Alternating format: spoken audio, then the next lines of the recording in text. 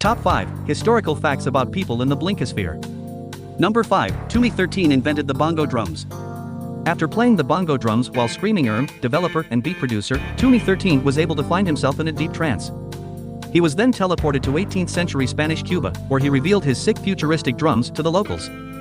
He is hailed as a musical hero in Cuba to this day. Number 4, Blind Gamer wrote the Emancipation Proclamation. Noted Florida blindy, Blind Gamer 332 assisted Lincoln in writing the famous Emancipation Proclamation. Though Blind Gamer's original draft included several things, including the original usage of the phrase Black Lives Matter, the differentiation of the N-word with the E, R, and without, and also declared that the Popeyes lady had to be black. Number 3, Matt was the reason the original American settlers didn't starve out. You were probably taught that the Pilgrims were taught to survive by the Amerindians, but that's fake news and propaganda. Matthew Curtis was so fat and meaty that by cutting off various parts of his body, they were able to survive the winter and beyond. Number 2, Hamid is the reason the Middle East is so divided.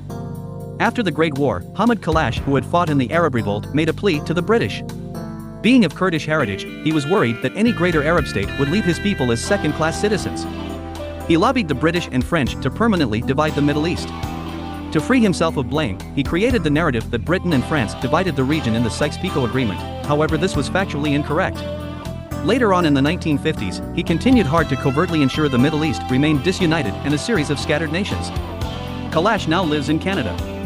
Number 1, Ivan Soto started the war on drugs. During the presidency of Richard Nixon, Ivan Soto had an encounter with the president. High and absolutely wasted, Nixon wanted to be just like that. Unfortunately, while being intoxicated, Nixon made a series of negative choices, such as removing the US from the gold standard, declaring the Pentagon Papers illegal, and various other bad policy decisions. The next morning when Nixon awoke, he saw Ivan dribbling on the floor.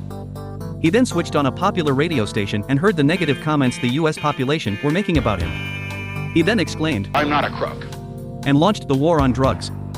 He had Soto arrested as the first victim of the war on drugs.